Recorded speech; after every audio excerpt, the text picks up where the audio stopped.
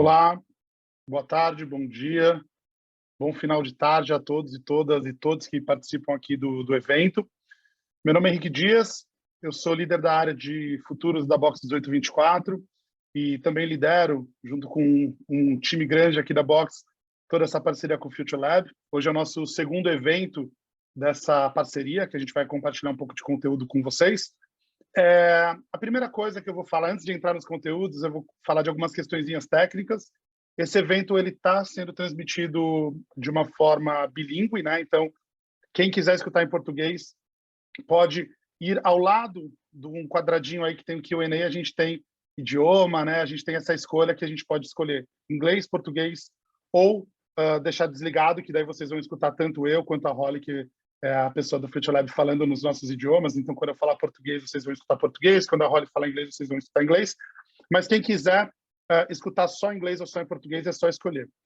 So, if someone wants to hear all the content in English, you have to choose the English language on the link very close to Q&A button in the Zoom. So, voltando agora ao português, esse é um evento que vai ser gravado, vai ser legendado, então nos próximos dias vocês vão ter esse conteúdo todo gravado e legendado. Então, quem tiver que sair mais cedo, quem conhece alguém que não conseguiu participar, fiquem tranquilos, tranquilas, que esse evento vai ser, gravado e disponibilizado para todo mundo. Já agradeço de antemão a Holly, que está ali de Londres participando com a gente desse conteúdo e vai trazer uma série de perspectivas. E eu vou passar rapidamente sobre a agenda do evento, né? O que a gente vai encontrar no dia de hoje. Então, primeiramente, a Holly vai falar um pouquinho sobre alguns drivers, sobre algumas oportunidades, sobre alguns conteúdos relacionados à sustentabilidade que o Future Laboratory vem trabalhando. Então, a gente vai passar por algumas questões que vão desde um despertar ou uma força sobre como as questões ecológicas, meioambientais, climáticas, são extremamente importantes para todos e para o mercado. Depois a gente vai falar também dessas características que formam um novo conjunto de práticas de mercado, né? Então, isso também vai ser muito importante, desses negócios que nascem com um grande objetivo de impacto positivo. A gente vai falar de uma traqueabilidade total, né, sobre as cadeias de produção e afins, falar sobre inovações decolonizadas que estão surgindo e que são discutidas, a pauta ESG, que sai também só de questões ambientais e vai para a governança, vai para questões sociais. Depois que a Holly trouxer esse conteúdo, que vai ser um conteúdo que vai durar ali os seus 20, 25 minutos, eu volto, coloco uma perspectiva latina, né? Eu trago alguns elementos extremamente relevantes para a gente abordar e aprofundar esses assuntos a partir da realidade que a gente está inserido no sul global, né? Então, o que está acontecendo na América Latina, o que isso vai impactar em Colômbia, Brasil, ou como isso impacta esses países, México, Argentina, Equador, Peru, enfim. Então, a gente vai olhar a partir dessa perspectiva e aprofundar em cima do conteúdo que a Holly vai trazer. E, por fim, a gente vai responder algumas questões que foram enviadas previamente durante o registro, né, para a participação do evento, e a gente vai, então, responder, eu e a Holly vamos responder algumas perguntas, né? Explicando um pouquinho para quem não conhece a Box, ou para quem conhece um pouquinho a Box, eu vou aprofundar um pouquinho esse conhecimento. A Box é uma empresa que nasceu no comecinho dos anos 2000, com o grande objetivo de trazer e conectar marcas e pessoas com um futuro mais glorioso, com um futuro com melhores perspectivas. Como a gente consegue transformar o nosso presente para chegar em lugares melhores? E a perspectiva da Box é que o futuro não é um ponto de chegada. Ou seja, a gente tem um longo caminho a construir junto com as marcas, com os nossos clientes, para que, de fato, a gente consiga praticar e olhar para perspectivas melhores, né? Então, a gente trabalha sobre isso, a gente coloca sempre muito cuidado, muita preocupação nas nossas coletas de dados, nas nossas conversas com pessoas, nas nossas entrevistas com especialistas. A gente entende o contexto que a gente está inserido e ajuda, então, nessas construções de futuros mais prósperos, a partir do consumo, né, dos consumidores, a partir das pessoas, da sociedade, a partir das instituições, das marcas. A gente vem fazendo isso, né, nos últimos 20 anos com grandes clientes, em grandes cenários, em grandes áreas, de mobilidade ao financeiro, da alimentação à moda, da beleza à saúde. Então, a gente vem trabalhando muito junto com os nossos clientes de todos esses setores para, enfim, trabalhar e conectar com comportamentos emergentes e com futuros positivos. A gente, no último ano, já tinha uma grande admiração pelo Future Laboratory, éramos consumidores ativos do LSN, né? A gente assinava o LSN que é a plataforma global de conteúdos do Future Laboratory, e surgiu a oportunidade de fazermos uma parceria, justamente para a Box adicionar essa camada e esses olhares LATAM para o Future Lab, para o LSN. Então, a gente tem participado ativamente de discussões, de publicações na plataforma, a gente tem abastecendo e vem sendo abastecido de conteúdos globais também pelo Future Lab. Então, no último ano, a gente começou essa parceria, a gente fez e realizou até um evento de lançamento, que foi muito legal no ano passado, e agora a gente volta com esse segundo evento para abrir um pouco de conteúdo para vocês, né? Então, a ideia também é difundir esses conteúdos que a gente vem tratando, estudando internamente, e a gente agora também representa todas as questões contratuais de assinatura do Future Lab na América Latina, né? Então, se alguém tiver um interesse em assinatura e afins, a gente vai deixar alguns contatos e podem procurar a nossa equipe da Box. E agora eu vou convidar a Holly para contar um pouquinho também do Future Lab, contar um pouquinho da agenda de hoje e já dar um aquecimento sobre o que ela vai trazer para a gente. Bem-vinda, welcome, Holly. Great, thank you, Henrique. So my name's Holly Friend, and I'm the Deputy Foresight Editor at the Future Laboratory. So we are a London-based futures consultancy, and very similar to Box, we've been around since the year 2000, and since then we've been using a unique blend of trend forecasting, consumer insight and foresight in order to similarly future-proof organisations and get them better prepared for whatever the future throws at them. So I'm one of the analysts for our trends intelligence platform, LSN Global. So Henrique introduced LSN Global then. If you don't know it, it's a trends intelligence platform that has an incredible archive of information, trends, expert interviews, market reports from across the world, macro trends, micro trends, every sector you can imagine, everything from automotives to beauty, to youth culture, to technology and what's happening in Web3. So I'm one of the analysts behind that platform. And basically we have this partnership with Box 1824 because we're quite similar, you might have noticed, as companies, except for our global location. We're primarily based in London, but we also have presence in Australia. We also have partners in Europe, and of course our new LATAM partners too. So we're quite similar in terms of our size. We're very independent as businesses, which means that we can be more creative, we can be more collaborative with our clients, which is really exciting. And our work is always co-authored. So it means we have this continuous open conversation between our teams, which leads to better and more actionable work. And of course, by collaborating and having this open conversation, it means we can be so much more global in our trends. It means that we have this kind of bird's eye view across the world of how the future is manifesting in different regions. Because as we know, the future is not just being told by a particular country anymore, definitely not Europe, definitely not the US. It's happening all over the world simultaneously. So this has given us this really exciting new opportunity to collaborate as researchers, analysts, strategists. And we have very similar methodologies in what we do as well. So you'll be able to see that from some of the work I'm going to be presenting to you today.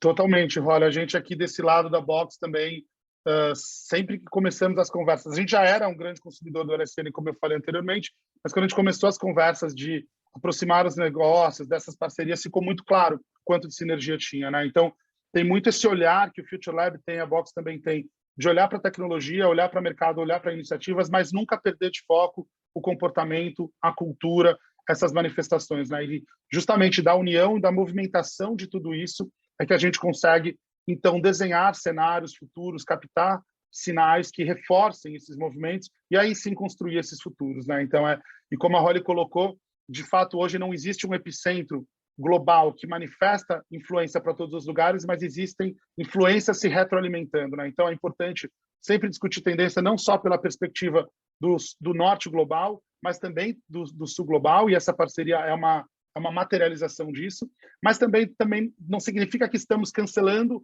ou anulando tudo que existe vindo de influência do norte, muito pelo contrário, existem essas influências, existe essa complementariedade, e o mundo hoje é um turbilhão de trocas de informação. Mas agora eu vou passar a bola para a Holly conduzir, então, essa primeira parte da nossa apresentação. Ela vai apresentar e trazer muitas coisas relacionadas à sustentabilidade, que é um tema que vem sendo transversal a qualquer discussão, né? Uma discussão na nossa mesa com amigos, na nossa discussão com família, na nossa discussão de negócios com os nossos clientes. Foi-se o tempo que sustentabilidade era um ponto de chegada do ponto de vista de tendência. A sustentabilidade hoje é transversal e é um ponto de partida. Então, eu convido você, Holly, agora eu vou sair um pouquinho da tela para você compartilhar esse conhecimento com a gente. Muito obrigado. Great, thank you, Henrique. I'm going to share my screen and take you through sustainability futures. So I'm going to be taking you through some exclusive research that we've been doing at the Future Laboratory in 2021 and 2022 about the future of sustainability. And as Henrique said, obviously this is a subject that everyone's asking about from all corners, whether that's us as individuals, companies, every sector across the world is interested in sustainability. And that's because it's never been more imperative. It's never been more integral to the way we do business or even act as individuals and employees today. So it makes sense that we need to unpack it in full. And just to let you know, this is a shortened version of our full sustainability futures research. We have a really incredible in-depth report that includes so many more drivers, so many more opportunities, expert Q&As, and it even finishes with a selection of scenario pieces in which we worked with futurists to actually speculate on the future of sustainability and what it might look like in the year 2030. And those of you who are LSN members or who become LSN members will be able to get that full report for free on the LSN site. But for now, I'm just going to take you through a couple of the key drivers that are changing the way we think about sustainability, and then some of the opportunities that lie for businesses as well. Because that's something we talk a lot about at the Future Laboratory, is that sustainability shouldn't be about trends. It's not a trend anymore. Maybe it was back in 2000, 2005, 2010 even. But now we recognize that actually it's something that is constantly ongoing. It's constantly in flux. And that's why we're going to present to you key opportunities as opposed to key trends. So to get started, you'll notice maybe as I go along through this presentation where you might be on the sustainability journey, because everyone's at a different point. It doesn't matter whether you're a beginner or you're a veteran and you feel like you've made a lot of real progress when it comes to sustainability. We're all on that journey, and it means that we should be improving all the time. There's no end point. There's a start point, but there's no end point when it comes to sustainability.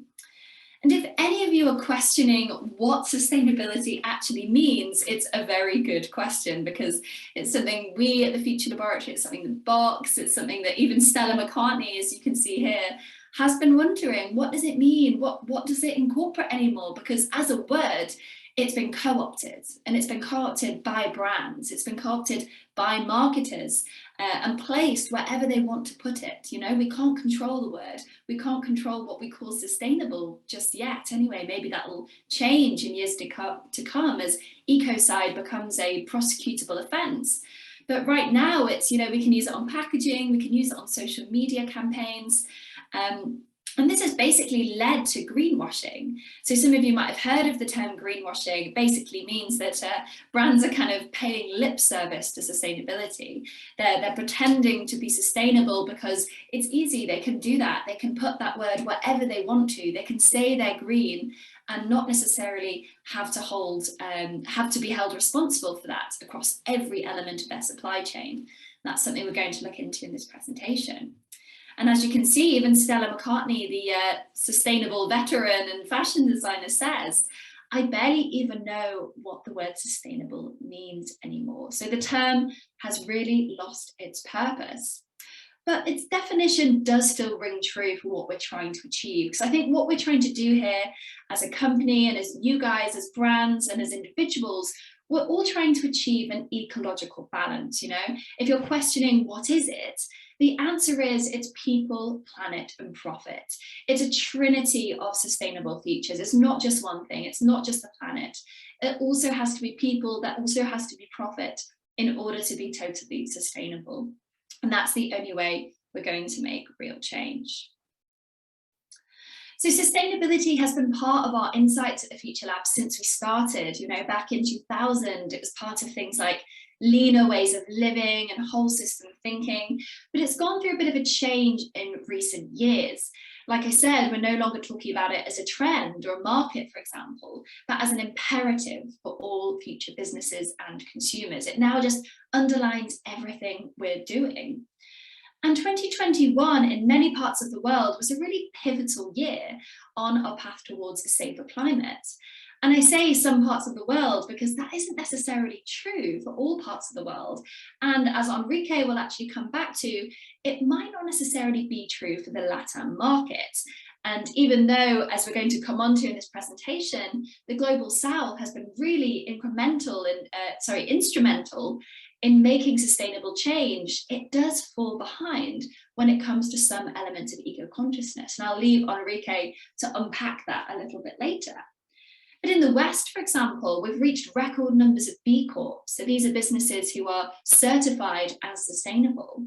More than a third of investments globally are now sustainable. And also eco-friendly goods sales are rocketing. They're bigger than ever before. So it seems like we're making real progress. But then at the same time, we're seeing reports. We're seeing in the UK, especially in summer last year, all eyes were on this report by the IPCC. And they released a report that told us that we're still facing a code red for humanity point in history. It's a historical moment that requires us to act decisively and quickly if we're going to save the planet. So action needs to be taken immediately. So before we get into the opportunities, I'm going to take you through some key drivers. So these are the cultural, economic, and citizen movements that are redefining how we think about sustainability. And like I said, you can find the more kind of in-depth versions in the report, but for now, I'm just going to glance over the four we have here to give you an idea of, what's got us to this point. Why are we at this place today in which we're making progress when it comes to sustainability? But, with each step forward, there's a couple of steps back as well. So the first one is the citizen driver or the consumer driver, which is this fact that we're experiencing an eco-awakening. So people are more granular and more complex in their understanding of sustainability than ever before. Previously, maybe we recycled, maybe we tried not to waste food. We did these very simple acts when it came to being sustainable. But now, because the climate emergency is on our screens, it's on our news feed, we're closer to it than ever before, which there's no escaping it. We're aware that sustainability impacts every part of our day and our lives and our businesses. It's no wonder that we're eco-anxious and that we're having this eco-awakening. And it's also important to note that this is global too. This is happening all over the world, even in places like China, in Southeast Asia. Ecuador has actually become a bit of a country known for its sales of eco-friendly goods. So Ecuador's seeing real progress when it comes to sustainability. And then the second driver is this rise of collective healing. So as we might have imagined during the pandemic, we had this kind of deeper reconnection with the planet and the environment than we ever did before. We had an environmental crisis, COVID, which spread across the world. And not only that, but its effects were tangible. They were visible. We could see it on our front door. Many of us will have known someone who experienced COVID in a very negative way, perhaps even someone who died from COVID. So it feels closer to us than perhaps a climate emergency does. But that's why now we can actually apply this tangibility and this understanding of how to deal with a crisis to the climate emergency. And part of that will be about working together. We saw how when we came together as countries, we could create vaccines in no time at all in history. And also, so now we're moving from being individuals and having these individual actions of becoming more sustainable to actually collective actions. And if you want to know a bit more about this, we're actually going to be exploring this in our neo-collectivism event, which is going to be held on LinkedIn. And that's later in March on the 24th, I believe. So we're going to be looking at how this kind of neo-collectivist approach is changing how we think about sustainability. And then from a business point of view, I'm sure many of you will have noticed that businesses are kind of committing themselves to betterment and to being better. And this is part of, this B Corp movement, the fact that even the Future Laboratory, we're registering as a B Corp at the moment. we're aware that companies realize that this is what they need to do, but many of them don't know how to do it because it can still feel very overwhelming. There's so many changes, so many hierarchies that need to be broken down in order to be truly sustainable. And we're aware now that businesses are not practicing what they preach, which leads us to the final driver, citizen capitalism. So previously, it might have been governments who were kind of holding businesses accountable, but now it's citizens themselves. We have mostly full access to what businesses are doing, how sustainable they're being, how they're treating their workers, how they're paying their workers. And now we're actually noticing that elements like that are contributing to what we think of as sustainability. Like I said, it's not just the planet, it's people and profit too. So we have now this amazing internet, of course, to look into what businesses are doing. Businesses can no longer hide behind their marketing. Their sustainable actions are in full view to us as consumers. So now I'm just going to run through 4 key opportunities so you can start to see perhaps how your brand can commit to a more sustainable future, whatever stage of the sustainability journey you're on. So there might be 1 or 2 opportunities here that stick out to you as something you can achieve in the near term, or some might be further along down the line in the next kind of 5 to 10 years. But it's important, of course, to start thinking about this now. So the first one is this idea of open source solutions. So many businesses will have made changes already internally. Of course, they'll have been thinking about sustainability for maybe the last couple of years, and they'll have made, minor changes, but that means nothing when they have these incredibly ambitious goals to be a completely carbon neutral, regenerative, or even carbon positive business in which they're actively giving back to the planet. But how are they going to do that when this feels so overwhelming and they don't really know how to go about it? Well, one of the solutions here is for them to actually work with competitors. So this is something we've been talking a lot about at the Future Lab for the last few years, this idea of symbiosis strategies and businesses working together, putting their differences aside in the name of civic good and sustainable good, of course. And this means that they often brands that have valuable intellectual property, maybe that's their supply chain, maybe they have a super sustainable supply chain, they have great marketing efforts, they have incredible ideas and innovators, maybe they have a team of engineers, for example, and they could use that, combine it with a competitor's high points and positives. When they bring those things together, they can make change so much faster than they could have individually. So a key example here in the UK is Revolut and Starling. So these are rival fintech or finance brands, and they came together to form something called Tech Zero, which is this new task force to help the tech sector set targets for net zero emissions. So they basically recognize that individually they can reach a couple of people. People tend to be banking either with Revolut or either with Starling, but by pooling their resources together, they actually have the potential to reach more than 100 million people, which is of course huge. And then I also wanted to bring up this great example called Tokens for Climate Care. And this is looking at open source solutions from a design point of view. Because if we think about the fact that only at the moment, big brands or big marketing companies have design teams who can create this amazing, visual identity or logos for activism. Because as we know, sustainability and activism is becoming ever more visual and design-led, and we're recognizing that it needs to have a design aesthetic. Well, now they've created this AI tool, which means even individuals can create their own logo or their own brand identity around their activism. So, instead of just having an Instagram where you post about, the sustainable things you're doing or the activist agenda you have, you can actually use this tool to build your own brand around it. So it's part of this movement of people becoming brands too. And this takes us on to the traceability of goods too. So supply chain transparency is still a long way away for many businesses. Many businesses don't really know what's in their own supply chain, let alone the consumers. Many of them are completely none the wiser when it comes to those really intricate parts of a brand supply chain, where the products are made, how they're being shipped, who's making them. That's not accessible right now. But soon customers will expect unlimited access to a brand supply chain, and they'll do this in order to educate themselves on what they're buying. Before they make a purchase, they'll want to check, they'll want to be sure, I know exactly where this product's come from, and I feel comfortable with making this decision.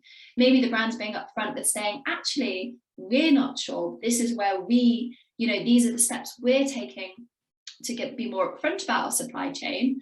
Or maybe this, the factory it's coming from is not carbon positive. Maybe it's actually has a lot of carbon emissions, but being honest about that with consumers so they can make an educated decision. They can read that and they can be like, okay, I feel okay to do this because I'm offsetting my emissions in other ways. So it's about that education and self-empowerment.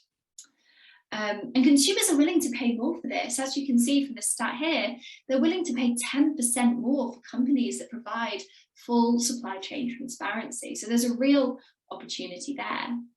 And to give you some examples of what this could look like, because I imagine for a lot of brands, it will be hard to know where to start with something like supply chain transparency. Pangaea is a great example. So this is a sustainable fashion brand, super circular, and they're doing some amazing things when it comes to becoming completely carbon positive. And one of them is this farm to closet movement. So they're basically creating passports for your clothes. So, as we have passports as individuals, when we move borders, when we cross countries, each of our clothes or each of our products, maybe in the future, even our homeware and our goods and our food that we consume, will have these digital passports in the form of QR codes. So these are basically printed on the labels of clothes. When you scan them with your phone, you then have access to the full journey of that garment. You can see exactly where it's come from, exactly who made it, and you feel that there's no kind of sugarcoating by the brand. It's almost like a storytelling experiment, which is really interesting. And this could mean we could even go as far as to Google the clothes we wear or the products we own. There might be a database in which we can look up all of these things. Maybe it's a vintage table that we got from an antique fair. We can find out the full story of that table, which is a really exciting way to think about goods. And also, I just wanted to highlight Ganni, the Danish fashion brand, as a key example here too, because recently they've just announced that they're swapping offsetting for insetting. So offsetting, which of course is paying to offset the carbon emissions that your brand has contributed, is now being recognised as a form of greenwashing. We're realising that it's not doing anything good for the environment just by paying off our guilt. We need to go in there and mitigate and reduce the carbon emissions before they even happen. So that's what Ganni is doing with this offsetting initiative. It's actually building better supply chains from the word go, going back to their factories, building entire new ones. They're working on one in Spain at the moment, in which it will be completely energy positive, I think run on electric energy, which means that they don't need to offset because they're getting in there before the problem has even happened. And I also just wanted to touch upon the tech and the media industry, because those, who maybe work in the service or the streaming or the tech world might be like, oh, well, what, we don't produce products, we produce services, we produce shows, for example. Do we have a part to play in streaming, in the sustainability world? And of course, the answer is yes, because we're recognizing now that there's a huge carbon footprint of using digital devices. And the internet, as we know, is no longer known as this cloud, something that floats around that is intangible and invisible. There is a very real aspect to the internet, and it's happening in these data centers, these very carbon-thirsty data centers, many of which are in China, many of which are in the desert, some are even underwater, of course. So now tech brands have a responsibility to be creating these low impact interfaces or low impact ways of using the web. And also some of the innovation here isn't just coming from tech brands. So I wanted to highlight an example here from an automotive brand, which is Volkswagen. So Volkswagen recognized that its website, because people were buying cars online more than ever before during the pandemic, of course, was very energy reliant. You know, there were lots of visuals, lots of videos of the cars. People wanted to get the, you know, look inside the car. They wanted to get 360, you know, even those kind of interactive websites. But they realized that that's really draining on resources. So what they did instead was create a platform for its new electric vehicles, because of course they realized that these electric vehicles are sustainable. So why shouldn't the website be sustainable too? And this platform used 99% less CO2 per page view than the average website.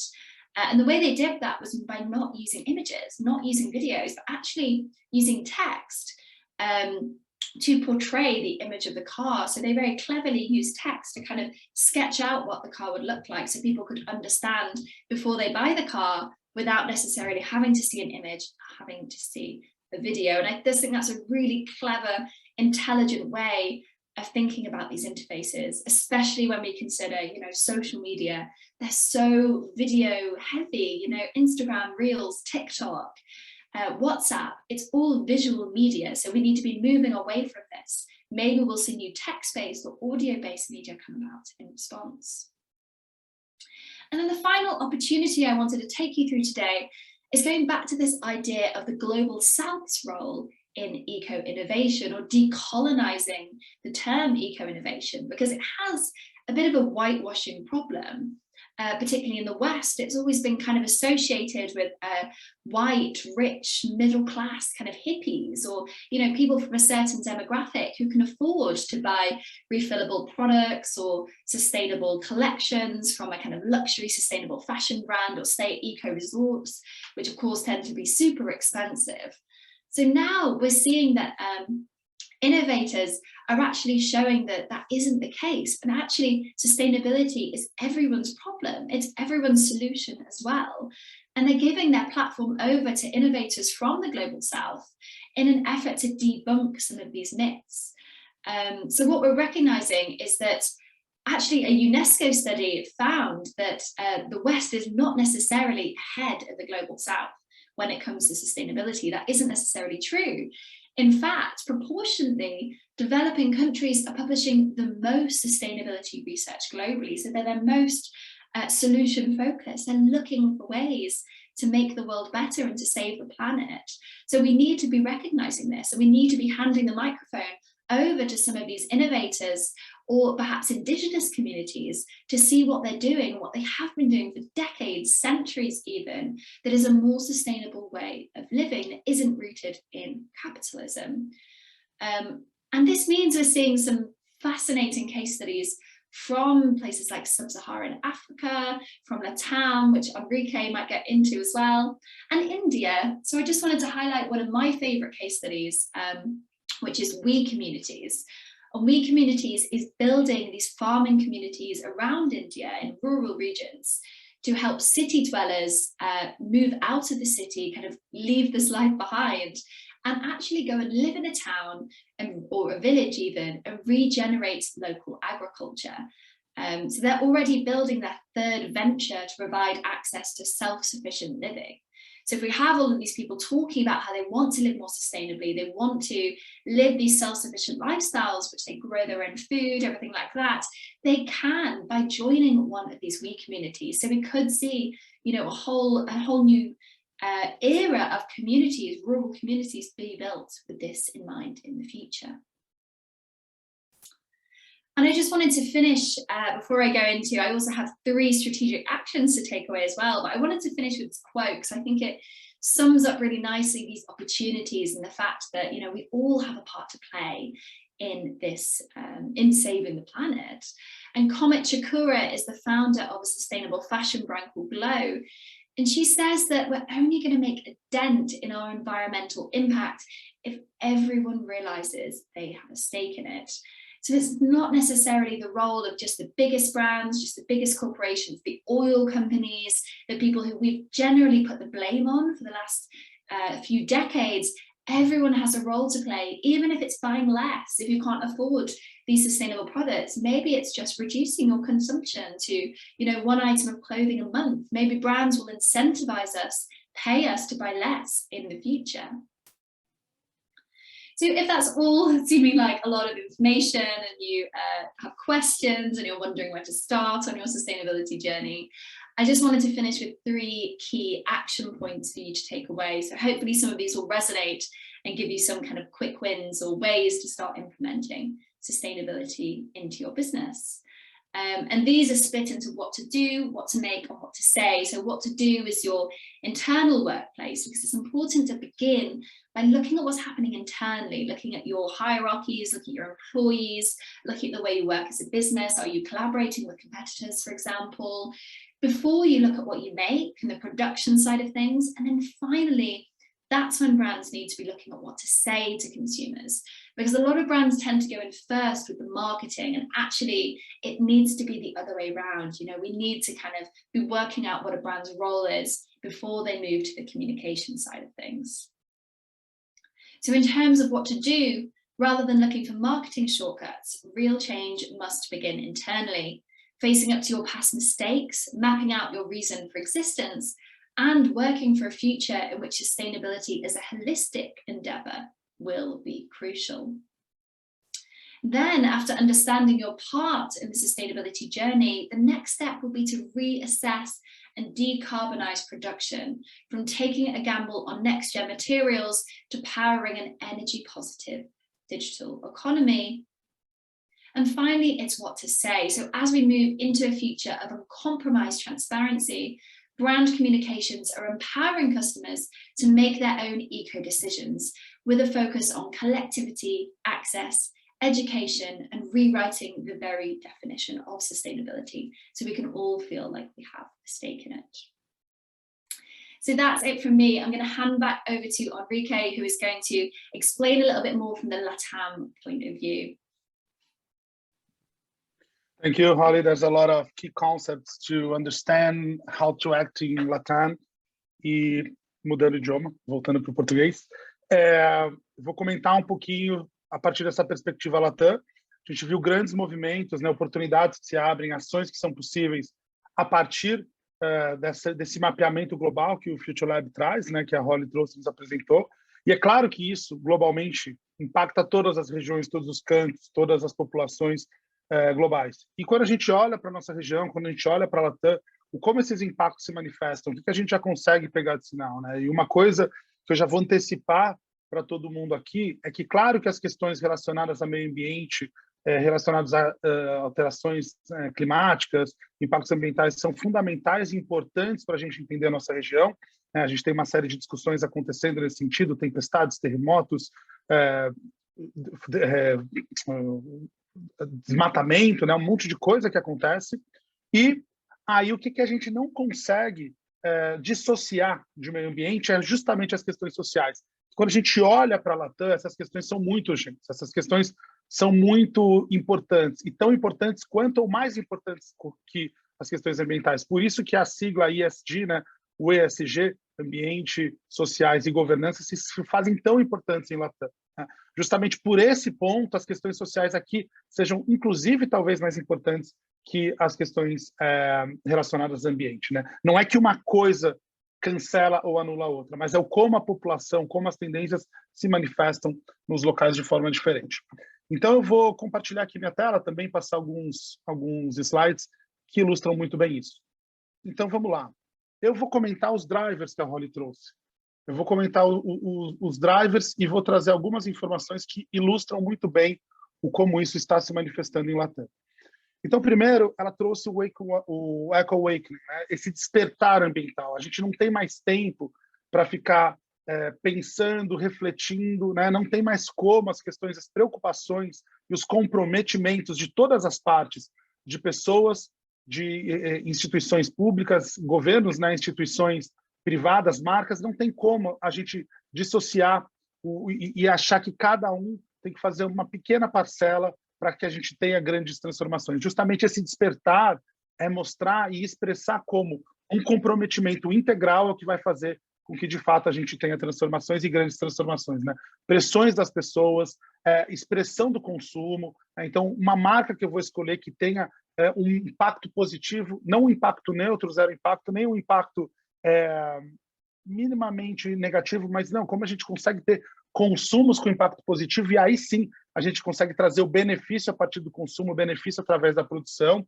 Então, a gente vê que 45% dos empresários e os empreendedores latino-americanos já estão colocando a sustentabilidade como parte fundamental da estratégia e já estão numa fase de implementação, ou seja, 22%, um quarto desses negócios já estão numa fase de implementação. Então, é realmente trazer as preocupações com o meio ambiente, impactos ambientais, para o dia a dia dos negócios, né? Não simplesmente trazer nas discussões ou criar fóruns paralelos, né? Mas, de fato, a gente ter ações que reflitam todas essas preocupações e a gente vai ter, sim, aderência do consumidor quando isso se massifica na nossa região.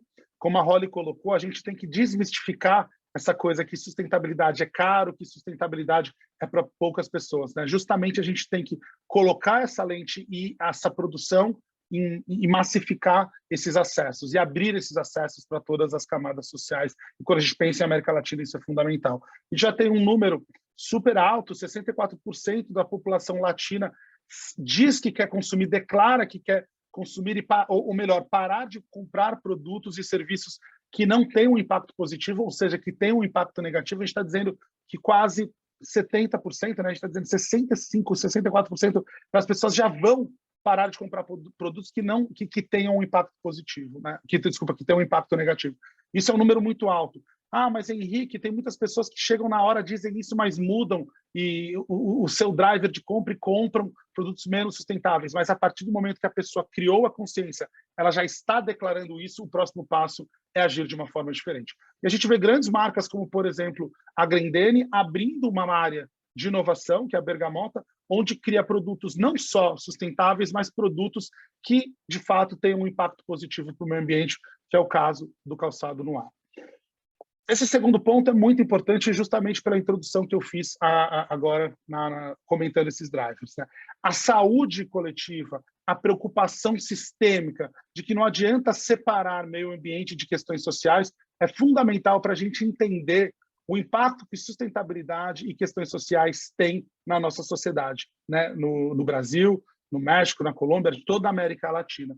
Então, a gente não pode mostrar ou demonstrar ou se preocupar apenas com o meio ambiente, né? A gente não pode fazer estratégias, por exemplo, de inclusão e diversidade como algo paliativo, como algo menor. Isso é parte da mesma agenda, né? Então, a gente já tem, por exemplo, 1/3 de brasileiros que dizem que compram produtos que estão comprometidos e que estão envolvidos com questões sociais. Então, é 1/3 do consumo que já está sendo orientado por isso. E isso é maior ainda na geração Z. Então, quando a gente olha para a geração Z, que já representa 20% da população da nossa região, a gente já percebe o quão forte é isso. A gente já vê que também 20%, 1/5 da população brasileira, está boicotando marcas que não sigam protocolos ESG. Então, a gente está falando não simplesmente de não comprar, mas o boicote, que é uma ação ativa não só de não comprar, mas expressar que não vai comprar uma marca que não se preocupe com as questões ESG. E aqui a gente sabe o quanto a sigla S é importante por todas as questões históricas, discriminatórias, não inclusivas que existiram muito intensamente nos últimos anos em relação ao comportamento do mercado e das marcas. A gente vê também como instituições públicas estão mudando a forma de retratar e de como se conectar com uma população. A gente vê governadora da Cidade do México mudando a estátua e tirando a estátua de Cristóvão Colombo de uma praça e colocando a estátua de uma mulher nativa, né, de um povo nativo, um povo indígena daquela região, né? Então, a gente percebe que preocupar-se coletivamente, sistematicamente, não é simplesmente criar a inclusão, ou simplesmente, isso não é simples, né, por si só, simplesmente se preocupar com o meio ambiente, mas é de uma forma integral e verdadeira tratar de todas essas questões. Quando a gente olha também para as questões dos negócios trazerem positividade ou melhoria de mundo, como eu coloquei, é uma lente da Box, né? A gente sempre ajuda os clientes a criarem futuros prósperos, né? Então, se a gente está vivendo, no momento, um presente distópico, como vamos aqui como América Latina para um futuro mais próspero, né? Como a gente sai desse presente que muitas vezes não está positivo, né? E a gente acredita que os negócios são parte fundamental disso. As pessoas esperam que o ato do consumo, o ato de compra, tenha um benefício em relação à sociedade, em relação ao meio ambiente, como foi colocado anteriormente. E os negócios começam a ser pautados a partir disso, né? Então, a gente vê que 28% dos respondentes de um estudo falam que se relacionam com marcas e buscam se relacionar com marcas e serviços que tenham impacto positivo. 70% das pessoas dizem que quando uma marca incentiva o consumo responsável, preocupação com o meio ambiente e afins, as pessoas se sentem mais estimuladas com essas pautas.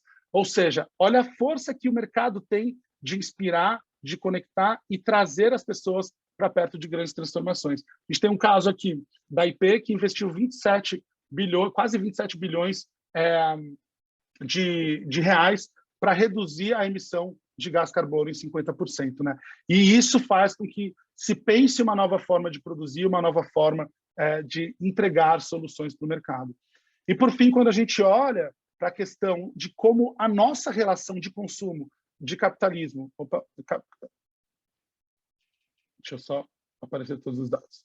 Como a nossa questão, né, como esse despertar, como esse circular, essa consciência impacta. A gente vive numa sociedade capitalista onde, sim, o nosso consumo ele representa os nossos valores, ele representa com que marca eu quero me conectar, com o tipo de instituição que eu quero me conectar, com o tipo de cadeia de produção que eu quero me conectar, como é importante isso estar muito claro e muito transparente do ponto de vista de negócio para com as pessoas. Então, o cidadão quer, de fato, se conectar com as marcas e mostrar, e o consumo dele ser uma parte dessa experiência positiva. E isso está muito forte no LATAM, isso está muito forte no Brasil, isso está muito forte em toda a nossa região.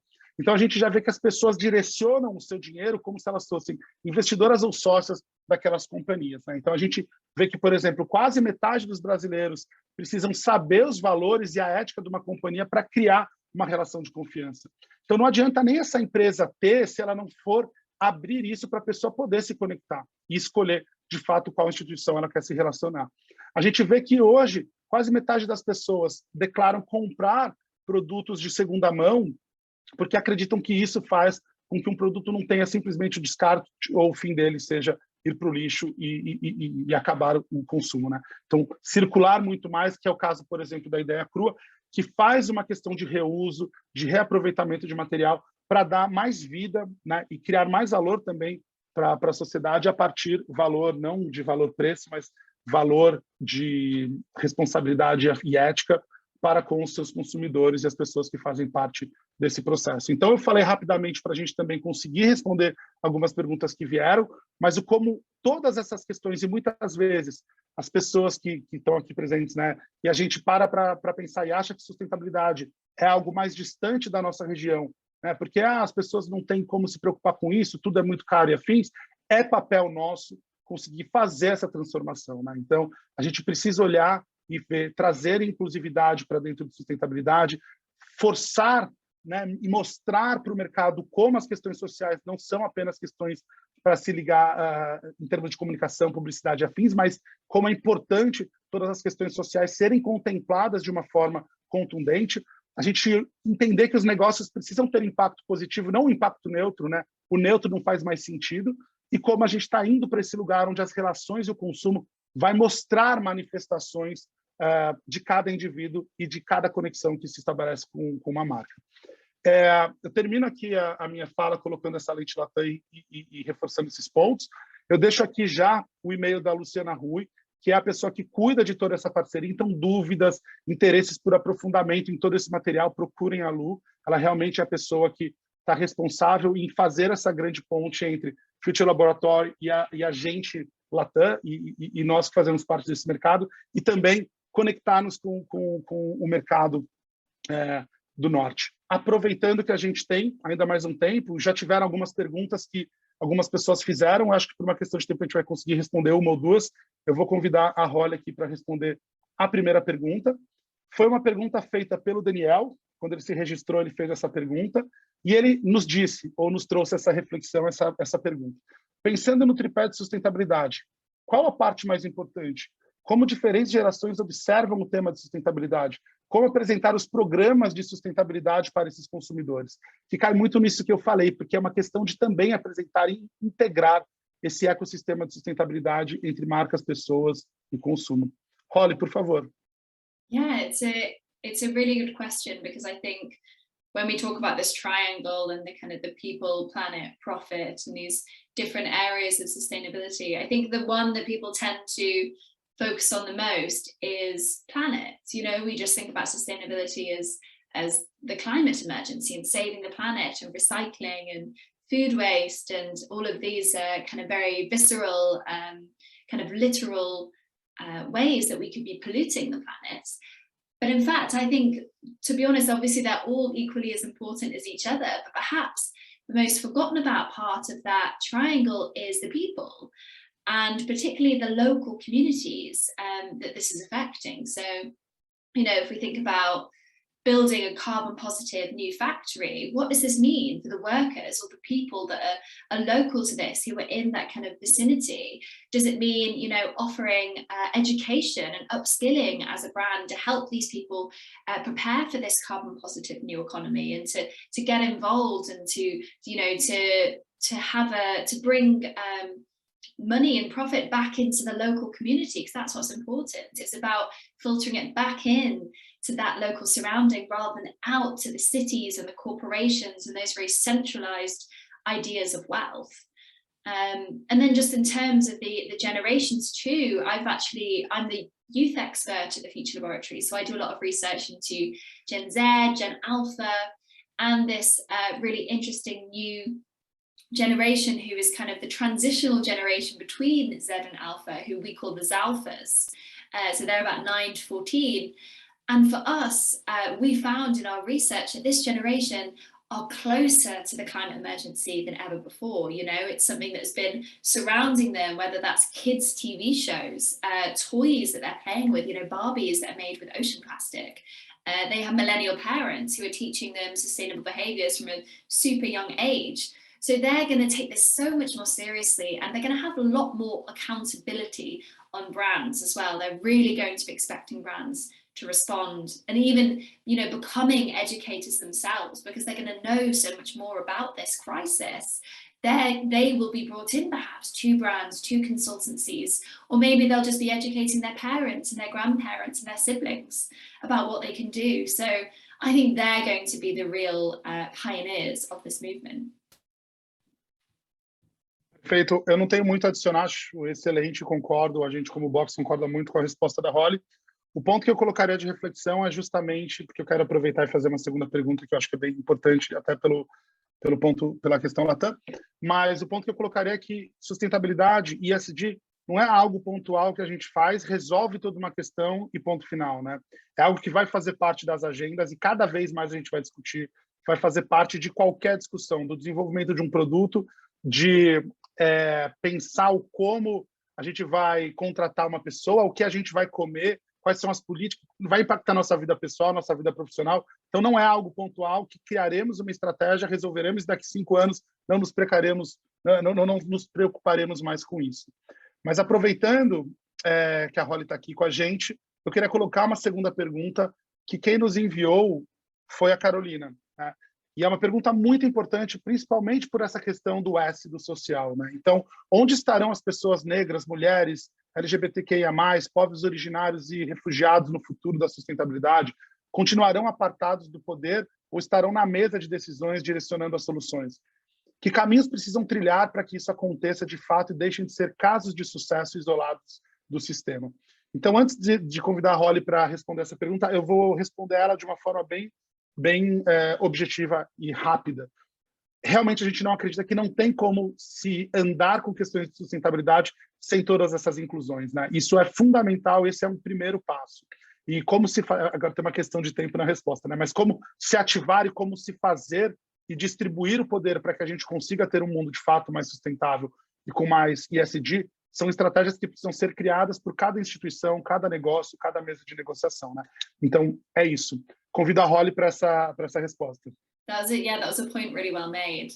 And I'd echo those really and say that, you know, these people, these groups have really been the vanguards of the sustainability movement. You know, many of them have been incorporating the environment, sustainability, kind of age-old traditions. The way they've been living for centuries has been the most sustainable way of living. And it's you know, it's capitalism, it's technology that's made our society less and less sustainable.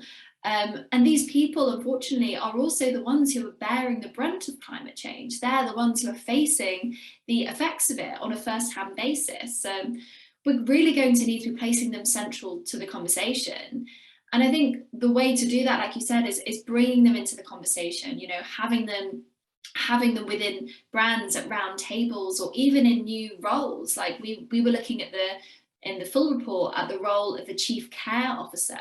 So instead of having chief sustainability officer, we're going to recognize that it's not about sustainability, whatever that means. It's about care, and it's about caring for people, caring for the planet, and caring for a lot of these Black and Indigenous people who are being adversely affected by it, even though they're living hugely sustainable lifestyles.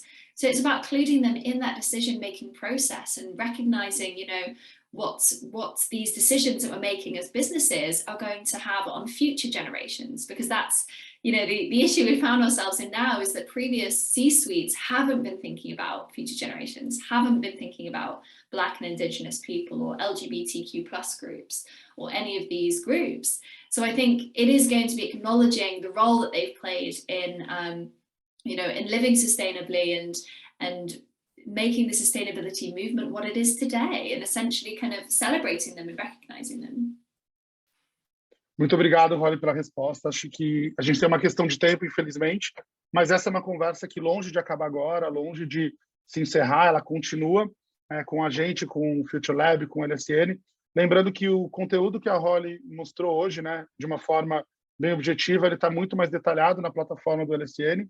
Então, quem quiser, né, se interessar mais por esse conteúdo, como eu coloquei o contato da Luciana, pode procurar. Agradecer demais essa parceria, que tem sido muito, a gente tem aprendido muito a cada dia e tem conseguido trocar muito com o Future Lab, com a Holly, com a equipe, né, com todo mundo. E a gente voltará, terá mais eventos e afins, mas nos procurem, escrevam, essa conversa continua nas nossas redes, LinkedIn e afins. Obrigado a todo mundo que participou. A gente, infelizmente, não conseguiu responder todas as perguntas, a gente não conseguiu, principalmente eu e a Holly, que estávamos concentrados aqui no vídeo, a participar do chat, mas, enfim, tinham pessoas da Box, do Future Lab, participando do chat, e esperamos cada vez conseguir trocar mais com vocês e aprender com todos e todas.